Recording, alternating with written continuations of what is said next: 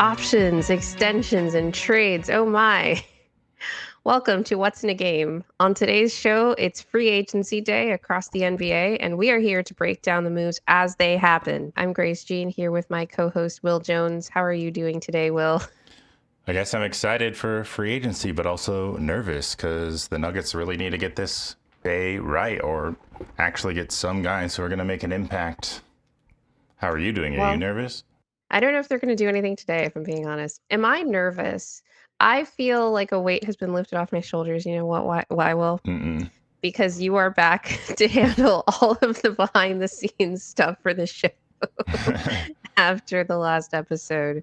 I think it went pretty well with CT on the last show. Saw you hanging out in the chat for a bit of it. Yep. But I'm glad to not have to think about all of the things that you do over the course of a show. Will, I wanted to ask you your impressions of the new Denver Nuggets executives before we jumped in the show, because you didn't get to be on our show last week. I mean, I thought you and CT did a great job covering it, and I'm just hoping for the best in terms of them. Like I like the fact that John Wallace is familiar with some past Nuggets organizational people, especially the players, but also got new experience in Minnesota, who was a team that was dominating us. And so he probably knows why we were struggling with them specifically, I'm hoping. And Even if you won't share that out yeah. loud with us for some reason. Well, I'm happy he's not, because he doesn't want to like throw anyone under the bus now that he's on our team, and he doesn't want to seem like he's betraying Minnesota. Like, as long as he's talking to Ben and Josh about it behind the scenes, I don't care. He doesn't need to share it in the media. But I'm just hoping that helps, and we won't know. I am a little worried because it's, this LeBron rumor. We do have LeBron on the thumbnail, and then we're going to talk about that. Those kinds of big moves, when they pop up like this on such short notice, which I don't think is going to happen. It's just like fun for me and fans to think about, and other Nuggets potters have been doing discussions on LeBron just for fun. I'm like, what are the Always chances? fun to have a bit of clickbait, you Yeah. know? I'm just like, what are the chances Ben and John are ready and waiting to make a huge move like that? And they're so new, and it's like, Should the opportunity present itself, and you're calling right? Rob Pelinka, you've never negotiated with him before. I don't know. It's like that kind of thing makes me a little bit nervous, obviously, now that we're like here. You don't want to accidentally we got LeBron, but we traded Jokic. That's not what they're gonna do, guys. We're joking. Shouldn't joke about trading Jokic, apparently. Oh my God. It happened. MPJ got traded to the Nets for Cam Johnson. No, it didn't. It did. It just got reported by Shams. Holy shit. We're here, chat. We did it. What? Oh my God. A big trade. Oh my God. Well, okay, there's going to be a lot to process. I'm like shaking right now. Cam Johnson has been linked to the Nuggets for so much. Did we trade the unprotected 2032? Yeah, first round pick. 2032. Okay, let me get this in. Here we are. MPJ for Cam Johnson. It's happened. Holy shit, dude.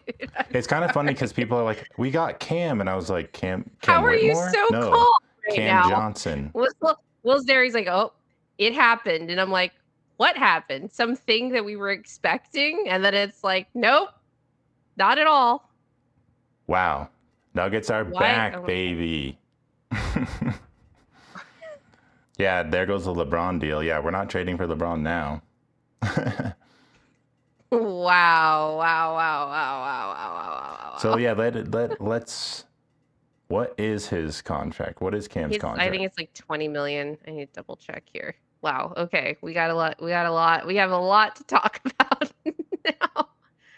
Oh my Happy gosh. and sad at the same time is a good way to put it, Phil Brown. I mean, I don't know whether to go over the logistics of this first and all that. I mean, MPJ was a champion with the Nuggets. Like, I've been back and forth with whether I wanted to trade him 2 more years at 22 million is the contract.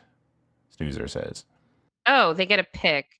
I'm just surprised it was just one pick, not because like, I actually think that's, like, a fair-ish deal because MP like, whatever, they have the same number of years left, depending on how you view MPJ as a player, but the 2032, that's, like, Denver's best draft asset right now. Maybe one of the best draft assets, like, singular draft assets in the league because, like, who knows if any of us will be alive by then, but, what kind of state Jokic will be in, if he'll even be on the Nuggets, et cetera, et cetera. So with this move, Denver sheds a bunch of salary off the books because Cam Johnson makes substantially less than Michael Porter Jr. I think MPJ is making $38 million next year, so that's $17 million off of Denver's cap right now, so that would put us firmly below the first apron. Oh my god, I'm kind of scared of what Christian Braun's extension number is gonna be now for a couple of reasons. But we can get to that. So it's a one-for-one trade. You're basically banking on Cam Johnson being the same level of player on a better contract. Okay, so we're getting some questions about the contracts, questions about basketball fit. How is this going to help? How does this help Denver get better? But like the idea that you've just gotten, I know MPJ's contract was going to expire in 2 seasons, but like the fact that he has the injury history, like people were thinking like MPJ was almost untradeable because he wouldn't like pass a physical like out of Denver because of like how he looked. And like, I don't know if that could happen in the trade, be rescinded or something along those lines. I hope not. But I like the idea of Cam Johnson in Denver. Like that's been an interesting trade to me for a while. I like that better than like the Zach LaVine trade, for example. But I don't know. Are people not high on Cam Johnson? How do people feel? People seem mixed. A lot of people are super. I think people. I don't know. It seems like a lot of people are higher on Cam Johnson than I am. I like him, but he's not always available. He's a really good shooter, though. So I get thinking of it as the one-to-one trade. I think it's just like it's definitely a positive move for Denver because it adds all this flexibility. Oh, was it really MPJ's birthday yesterday? It was, yes. We got the message. Oof, from happy the social birthday, account. MPJ. Is Cam Johnson going to have a more reliable 3? Is he going to have a more reliable defender than MPJ? I see them as like pretty similar players. And every time this kind of move was presented as a thing, it was like, this is to improve depth. Like a lot of the deals that were thrown around at the deadline, or at least trade machine screenshots, were like MPJ for Dorian Finney-Smith and Cam Johnson, right? Obviously, you don't get 2 players out of this, at least as currently reported. Who knows what the deal could become? I don't know. I think it kind of would have been interesting if we could also have moved Zeke in this deal, but I mean, know Cam Oakland's Johnson hit is so much less than MPJ's, like 22 versus 38. Yeah. So it's like that's what I was gonna say is like you don't get multiple players back, but you get under the first apron. You gain the ability to participate in sign-in trades. You gain the ability to take back more money in trades than you send out. That was previously not that's not allowed if you're an over the first apron team, which Denver was before this trade. Holy shit. I'm just like, and there it is, the I'm still first processing. move by Josh Kroenke, GM. I don't know who to give credit for this, but I'm sure they'll say it was a team effort and all that. All the questions that we've asked about the front office and the fans being underwhelmed by the hirings and just not quite sure what to make of it was completely valid. And I don't know, is there a chance Cam Johnson's just gonna like tank? The good thing is like he's on a 2-year deal too. It's like if he's not gonna fit, it's not like you just sunk yourself into something worse. Exactly, which is what a lot of the other trade options were. Like, let's trade with the Bulls and take on Patrick Williams' 5-year taking back another bad salary just to get the deal done. This really isn't that bad if it's like worst case scenario. People are just wondering how this is going to shake down. Can we get a full breakdown of the advantages? playoff Yeah, disappearance is the so biggest the thing. main thing right now, like, because it's not like I said, not a trade for 2 players, is you get another first apron. You get the ability you get the almost the full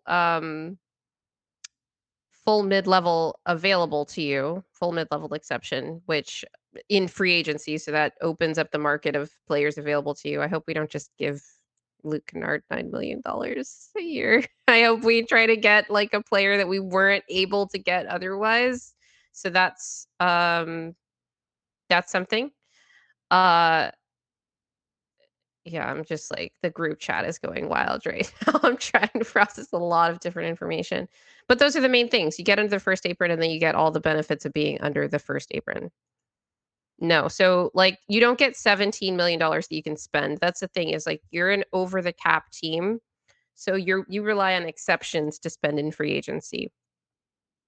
Moving that money off of like the difference between MPJ's deal and Cam's deal doesn't give you $17 million that you can spend in free agency.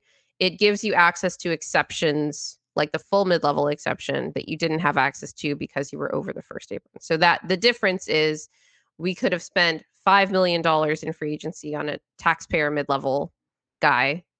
But now we can spend up to not quite 14 million, but we have I And think Bobby Marks had a tweet more about breaking that. news.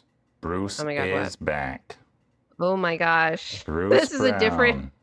this is a different circumstance than I thought would be What is the contract? They don't even say. 1-year deal.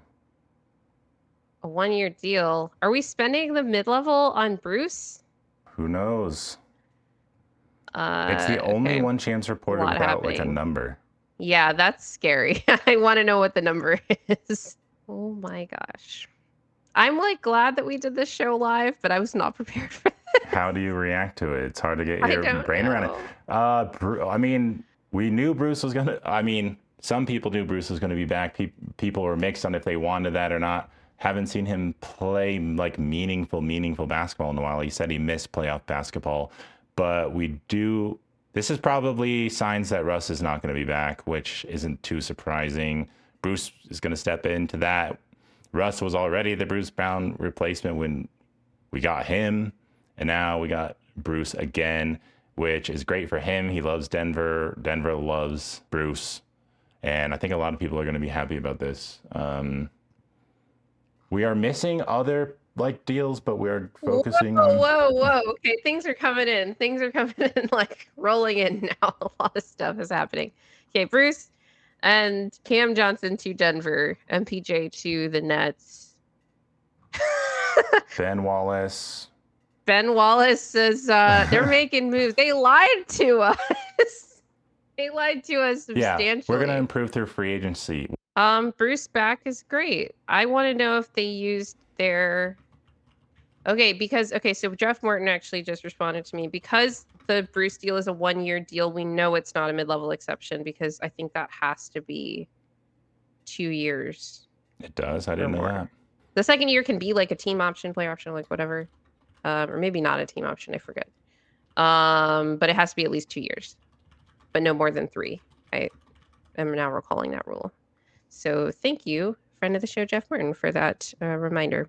My hope has been restored. Yeah, I feel like Nuggets fans are going to like having change. They're going to like seeing something new. They're going to like having more pieces. We're not going to have to hear complaining from fans about MPJ's shot going into a lull, even though I think some of that was overstated. I still love MPJ. You know, it's like it's going to be bittersweet, and I'll probably process that more as time goes on. But Cam Johnson, people can be low on him from the Nets. How better? I don't think you should be low on Cam Johnson. He's a good player. But how much better is he going to look with Jokic and the Nuggets and That's Jamal and DA? Yeah. Like he really could. He could be. Well, I mean, MPJ has been. I want to know Adelman's reaction to this. I'm sorry for calling Ben Tenzer a bun for 2 months. Well, we are going to have Were you to calling see him? You have to. You were calling him Bum Tenzer instead of Ben 10, which could be taken as derogatory and disrespectful for referencing a kid's TV show, or incredibly, with a lot of admiration because he's a superhero. The last time that we had like a major reaction to a thing happening on this show was like the Reggie Jackson salary dump, which is a lot smaller than what is going on here. So I'm trying to think of other implications for this deal. I want to know what the Bruce number is, because that sort of textures things a bit. We don't gain any roster spots from this. So Bruce coming back to the Nuggets means that's one of the 3 available roster spots for free agency. So we still have 2 others that are TBD. They have it's interesting because maybe Bruce is who they were thinking of when they said they wanted to address point of attack defense. I don't know. Bruce is a good defender, like at his best, but it's not necessarily someone I'd classify as like a stopper or a screen navigator, which they didn't say screen navigator specifically. They did say point of attack, and that can be interpreted a lot of different ways. But let's say that that was who they were targeting for point of attack. The other named priorities for Ben Wallace were shooting, and specifically shooting with some size. We still do need some more shooting, Hurricane. Yeah, Bruce EB isn't like a sharpshooter, though he did make, I would say he made more like shots when we needed it than guys we did have, but it's not like he has the percent that's going to make people feel really good. But I do think Cam is going to be a good 3-point shooter for us. What was his percentage? Do we know? It doesn't even matter to me because he's guarded like a shooter, which is like the main thing. Last season, well, yeah, that's what I mean. It's like you're giving up a guy who's got your guarded shooter. You want to make sure that you're not losing that. 39% from 3 last year, which I think is the same as MPJ. He only played 57 games though. Like that's really like my main thing with Cam is the games played. Well, you're playing in Brooklyn. How hard are you really trying to get on the floor every night? I know, but he has never played over 70 games, and his last season that he played 60 was the second to last year with the Suns, where he played 66. Yeah, I mean, it's hard to say, hey, we're going to be more durable with Cam Johnson. MPJ has played a lot despite the concerns, and that was like a credit to him. Yeah, and really Cam Johnson has played less than that in recent years, like ankle things here and there, yada yada. I think the counter to that is, well, we're paying him less, so we have room for more guys that can kind of fill in with more depth, so that's less of a concern. But that is a real concern. Like I don't want to brush that off. I think it's one of the things that comes to mind at first when I saw a lot of the trades for Cam Johnson that involved giving up more than just MPJ, because just sort of the one-to-one player evaluation isn't as easy as, well, he's also a good shooter and he makes less. There's other considerations. Bruce is a vet minimum. Bruce is the vet minimum? According to Sam Amick from The Athletic. Holy shit. Dude, I knew he would. Bro. The Nuggets' new front office of Ben Tenzer and John Wallace is putting in work today. Yeah, they are. Wow. Bruce took a minimum. He really loves Denver. That's incredible, man. I knew Bruce would come for a minimum. I had said, like, I'm excited for Bruce Brown to sign the minimum, and people laughed at me, and they said, no, he's not doing that. That's impossible. And I'm like, he will for us, I'm telling you. They also got a $16.8 million trade exception? Yeah. Nice. They could use that they could trade for somebody into that. That's also helpful. That's another thing. So they could trade somebody into that trade exception, or they could use the full mid-level exception. They can't do both. They could do both if the trade into the trade exception was for way less than the obviously 17 or 16 point whatever $million. Because you can't use the full mid-level. You can only use it up to the first apron. So it actually might be more useful to actually use your trade exception. But Denver has a history of just not using their trade exceptions that they generate in these deals. So let's see what they do. Thank you, Bruce. You are a Nuggets legend. Man, it's just funny because Bruce Brown has been rumored to the Nuggets, back to the not rumored, but just the connection that Bruce has. He's been rumored. He's been spreading rumors on his Instagram stories. So, like, I think I'm more happy that Bruce is coming back on a minimum. I mean, I hate to say it, but that was like the reason why I was excited to get Bruce back was for that exact reason. People are still kind of skeptical of his basketball. They're saying Bruce Brown's not going to save the Nuggets. Like, we get that. We just want another serviceable player. But the fact that I thought we could get him for the minimum again was a possibility is going to be amazing for us to get a cheap player who can contribute, putting the Nuggets back into the conversation for the title, especially improving our depth and giving us options to get more players, just like we did when we won the title. Okay, a lot of people still confused about the Bruce thing, but Sam Amick reported it as a minimum. It's so funny how much Bruce loves Denver. I have nothing against Denver. I don't live there, by the way, for anybody in the chat. That I like Denver. But Bruce is Bruce like the free agent that has loved Denver more than any free agent in Denver's past? The fact that he's doing a 1-year minimum deal at like 20, what is he, 28 now? And he's got the Nuggets tats. He wears the cowboy hat. He loves the Avs. Yeah, he's 28. He loves going to events and like rodeos and the trade show and the stock show in Denver. Yeah, he's just like a Denver guy. I just realized something. Holy shit. If we gave Bruce a 1-year vet minimum, that means we didn't give him a player option. Oh my gosh. This front office is so different. Year we gave Russ a player option. We gave Dario we give all the free agents player options. That's just what Denver does. Like, they give every free agent a player option when they sign them in the offseason, and they signed Bruce to a 1-year vet minimum. That means he doesn't have a player option next year, which isn't like it means it doesn't mean that he won't be back. It might mean that he's in a similar situation that Russ was in this year, where he could sign for another vet minimum or whatever it is. I don't know. Maybe he'll go somewhere else. That means that Denver doesn't have to worry about will we have a roster spot for this, next year if this doesn't work out. That is incredible. That is this is a sea change. This is the thing I'm latching on to about today. I'm sending you a tweet. We have to flash this one up on the screen. They're having their finals game. They're having their legendary 30-point triple-double in the finals game, working together. Some pretty impressive stuff from them so far. At least you can't be mad at the moves. You can be confused at how this exactly makes us significantly better. You can still ask questions about the needs that we still have in backup big and shooting and maybe more ball handling, even though I think Bruce can do a little bit of that. Maybe not on the same plane as Russell Westbrook, but you do get downsides with Russ that we've talked about for a whole year.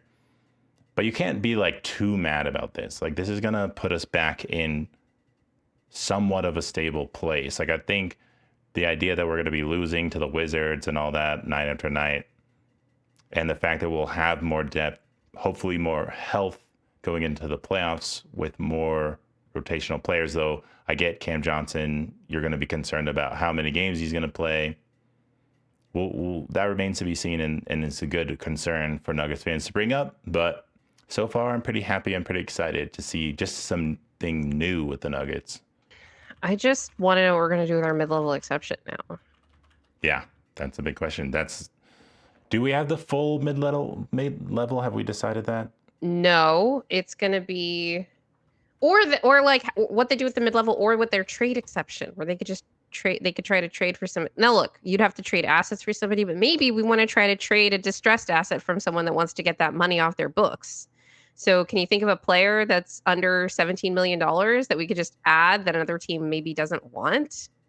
There's probably at least a few of them. Yeah, that could give us some of what Denver is looking for. My head is spinning right now. Yeah, from the emotion side, MPJ, man, what a story for him. The Nuggets, we all heard it a million times. The surgeries, the injuries, people were really nervous about that extension he got, and then hurt his back again. He was able to come back. We win a championship with him. Now he's cemented in Nuggets history forever. I know there's people who are super high on Mike with his size and his ability to shoot the three. He had been okay as a low man rotator at times, not so great last year. I don't know if that's something he was going to be working on.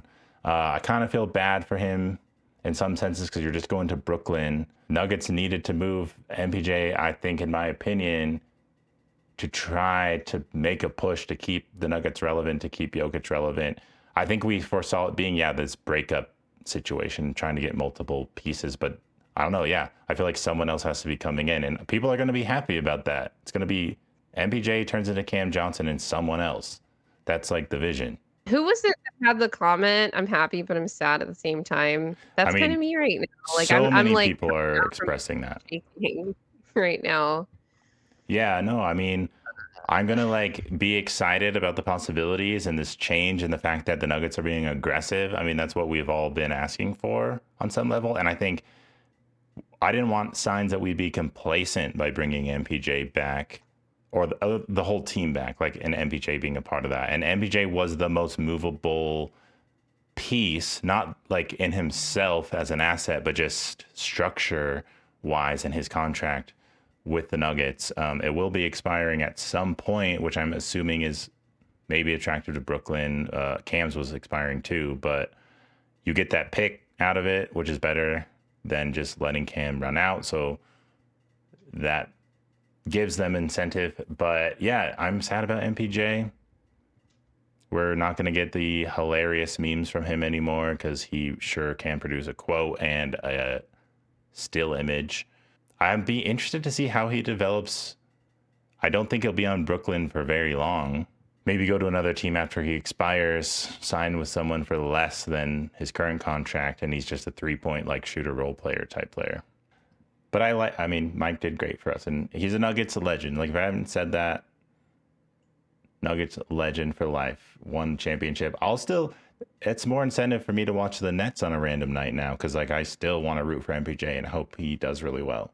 It would be nice for somebody to leave Denver and not just be, Like a labeled as a god. Jokic merchant, so Again, I still love Mike, and his height and his ability to shoot is rare.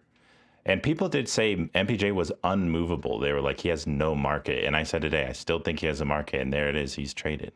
and for just one first round pick for, like, a clear that means, like, the Nets didn't view him as negatively as like, look, the 2032 is Denver's most valuable like, draft capital. It just is, like, as a singular pick, maybe one of the most valuable in the league, just because of the situation that Denver's in.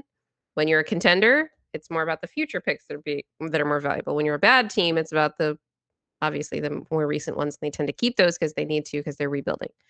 Um, but I'm kinda surprised that Brooklyn didn't want more, given how everybody talked about how bad MPJ's value was around the league. I do think you can like MPJ and love him and respect him and still be concerned about.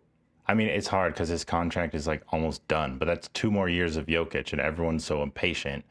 And it's like not hate on MPJ, but that is a lot of money. And that is just one less thing you have to worry about if you're a Nuggets fan.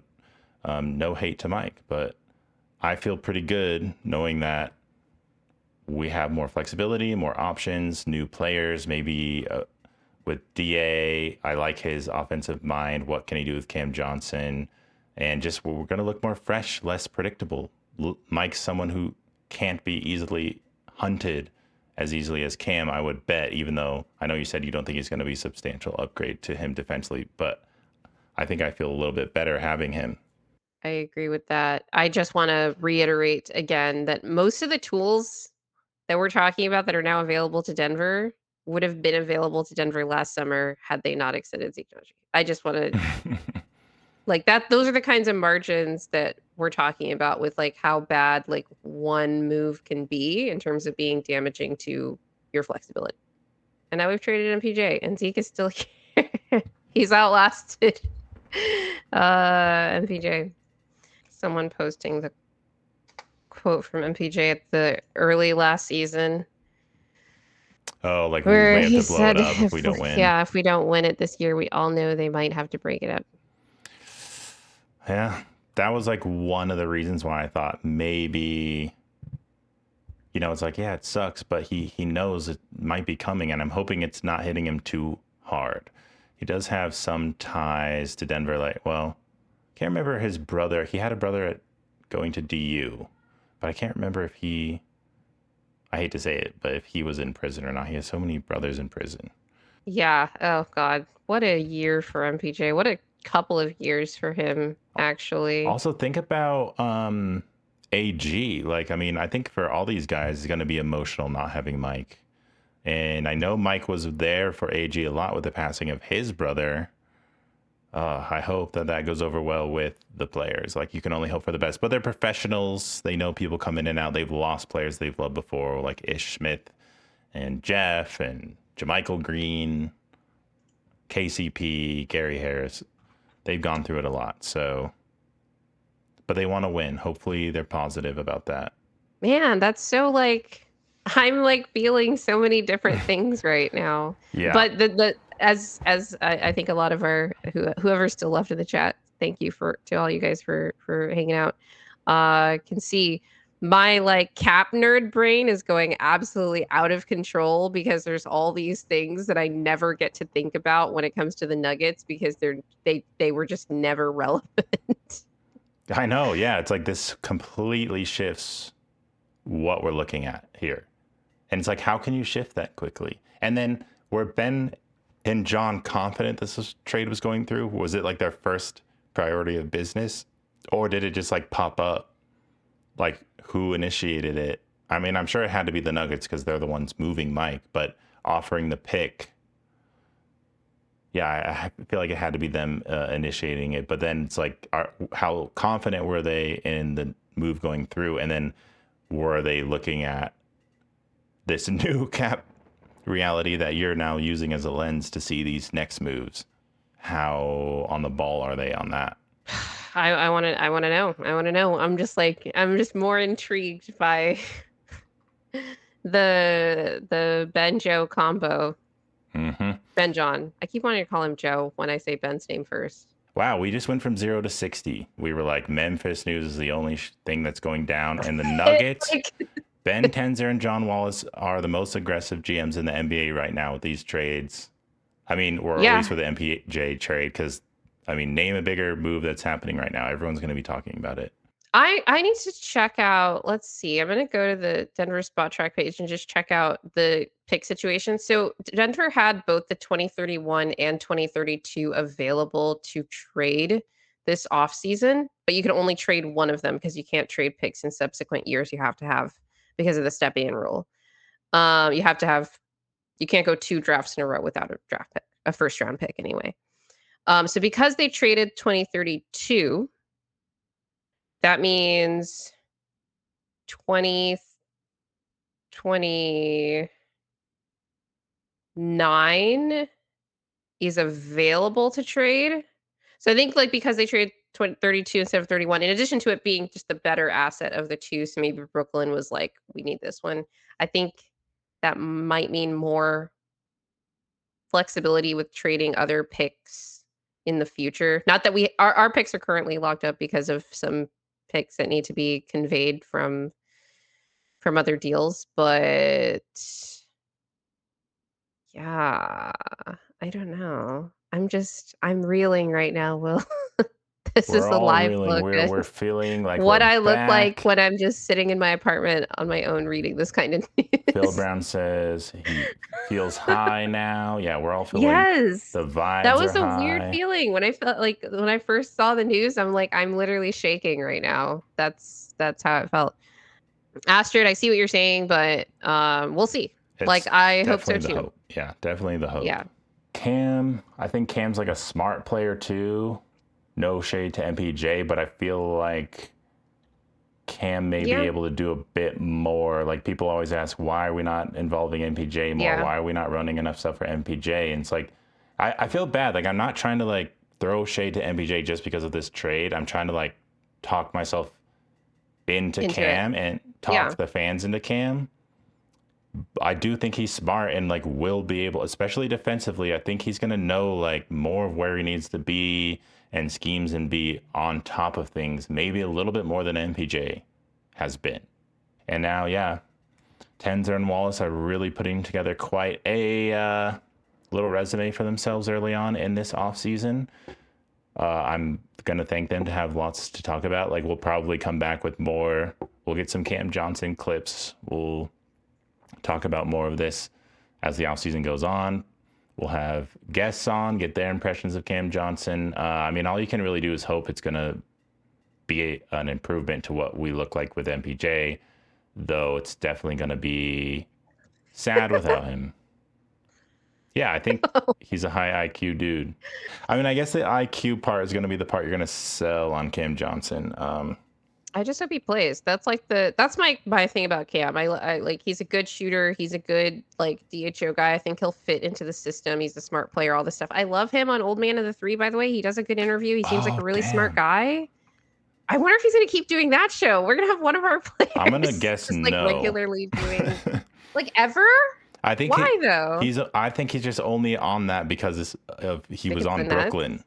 Yeah, you gotta play on the Nets to be on that show a lot. Maybe he'll just do it less frequently. I hope he still does it though. Just bring him in remotely. Who cares? He doesn't have to be there in person.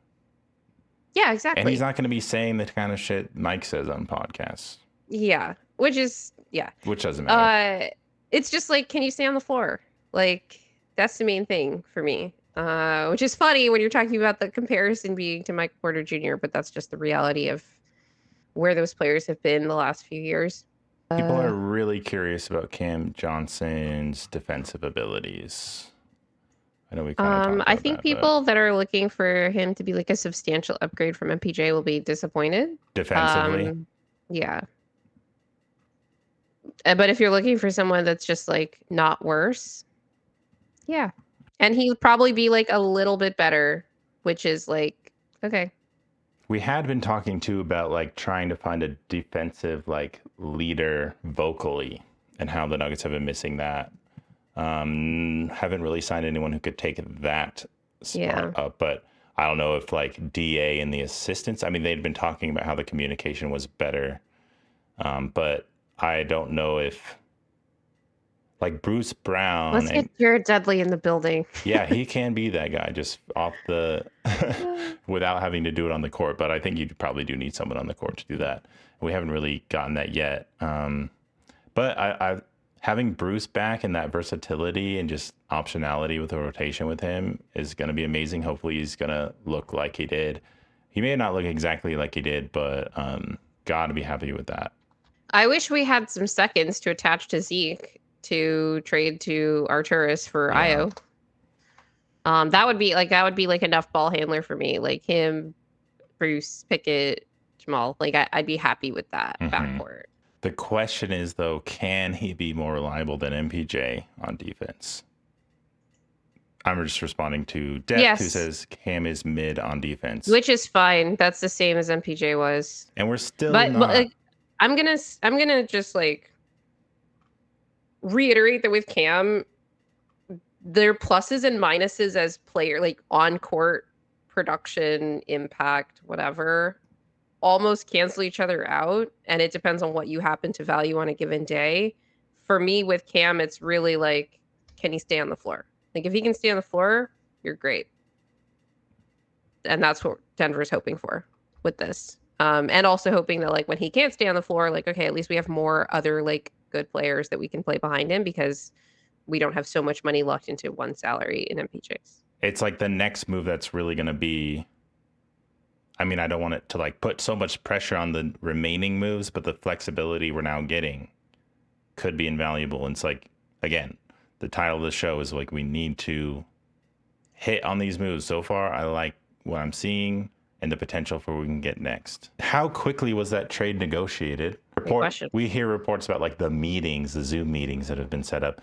You're not going to be taking meetings with guys if you don't have the MLE or the money to sign them. Now we do have ability to meet with guys we didn't think we could get, and they're going to be working quickly to try and get that. Well, the Zodiac GM says that Cam Johnson as a Pisces is an A+ fit in Denver. Whoa, Zodiac GM. He'll instantly connect well with Jokic, who is also a Pisces. Jamal, who is also a Pisces. I know their birthdays are close because they're both in like February. And then Aaron Gordon. Well, we know Jamal fits really well with Jokic, the PB&J.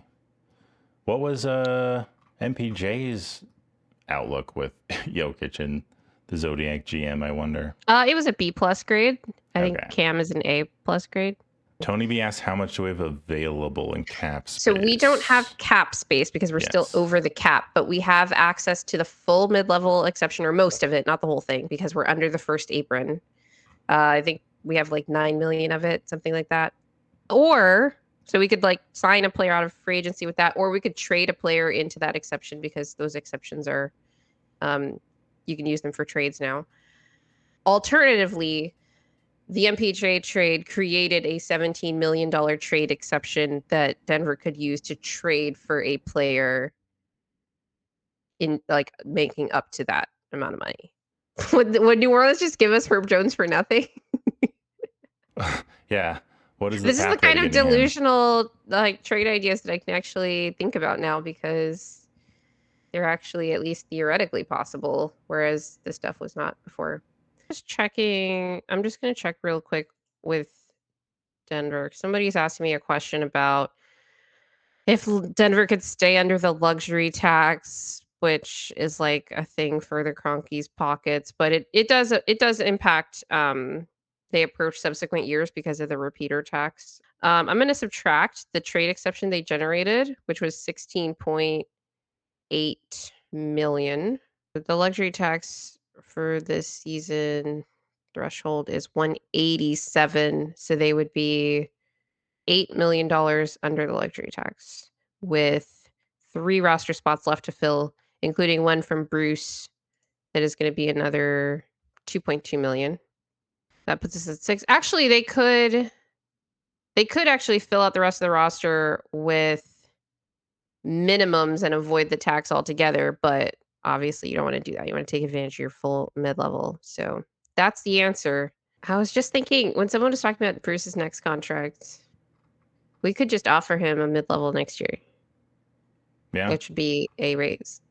I will be very curious to see how his season is, but I'm really excited to have him back and having a guy that loves being here and that the fans love. Can't beat that. Although it was exciting rooting for Russ too.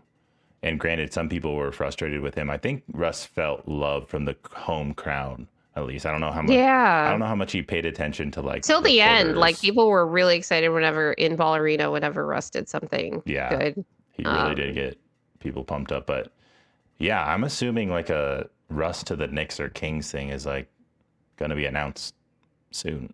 So now that Dallas, we talked about with the D'Lo news, Dallas has been taken off the board for Russ. The Kings and the Knicks were the other places that were rumored that were interested. I don't know about the Knicks. Like that doesn't really make sense to me. I know they need another backup ball handler, but their spacing situation isn't like quite the Kings, where I feel like the Kings have more capable shooters. But the Kings are also apparently signing Dennis Schroeder, and that hasn't been announced like from one of the newsbreakers yet. But it seems like that's where Dennis is going to go. So it doesn't quite make sense to sign both. But there were also, I think Mark Stein reported that Sacramento was interested in having both Dennis and Russ, which that could be a disaster. But that is also a very Sacramento thing to do. Yeah. Do you expect a point guard and a center? I don't know if we're going to sign a point guard. I'm being honest. All of my my sort of read on the comments they've made over the last week is that they value shooting and not so much dribbling. They did sign Bruce, and maybe they feel like that's enough for a backup ball handler while Pickett is on the roster. I don't know how Jokic would feel about that. I do expect one of the signings to be a center or a big, ideally an actual center, because we need an actual center for our bigs to play next to. Not having a point guard, yeah, I get that because, I mean, you can get someone who can add the shooting that they want without it being a point guard, but a point guard position is a little rough, especially if Russ is leaving. I don't know that. I mean, Bruce, I don't know. I just don't know really what to expect from Bruce, even though I'm excited about him. Yeah, I don't know what to expect from Bruce either. He's kind of the NPC wing. I see him more as, but Yeah. maybe they see him as the backup ball handler, the backup vet ball handler, but also Pickett is there. I'll be very optimistic on him until I don't have to be anymore.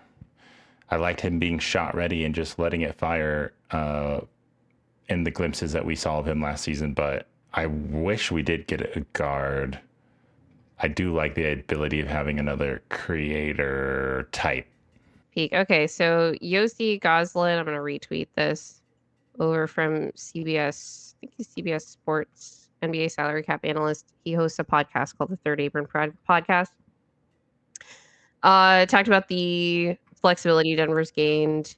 So we get the $16.8 million trade exception, like you've been talking about, Will, as well as the $14 million mid-level exception. So it seems like, according to this, we get almost the full mid-level, because I think the full mid-level it's like 15 something.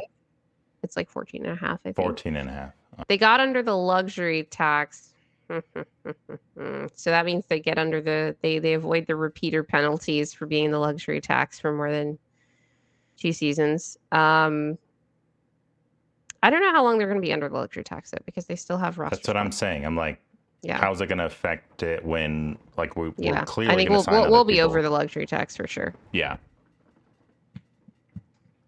But having the full mid-level in 14 and almost having the full is amazing. Yeah. Or the trade exception. I would love to see Denver use a trade exception just to see if it's possible, because they just never do it. I think that'd be a great way to, like I said, take on a quote unquote distressed asset that's like a player that's useful, but the other team is we are way over. We don't want to be a tax team. We don't want to be a second apron team, whatever. And then we'll also pay you second round picks on top of you taking on this player just because you're doing it. I don't know if that's possible, but I would be super impressed if they did that. I would just be like, okay, all right, I'm here. I'm here for the Jonathan experience. Been an exciting day. We were talking shit about free agency, and then we got to free agency was like, just chill, just hold on a second, let me cook. Yeah. You just got to be a little more patient. You NBA fans have been so spoiled in last years of these big deals being announced before it even starts almost because of all the tampering stuff. But obviously that stuff's changing now. Players that Denver could trade into the trade exception. I'm just going team by team here. Ooh, we should go after Al Horford. We should use part of something for Al Horford. The thing is, I don't think you can split up a trade exception. You can split up a mid-level exception, but you can't aggregate it with anything else. So they have opposite sort of issues. Okay, let's keep going down the list. Cavs have Max Strus around that money. Oh, Grayson Allen. Talk about a team looking to shed salary. Add another shooter. Yeah, we talked about that earlier. What kind of Sun spare parts could we get?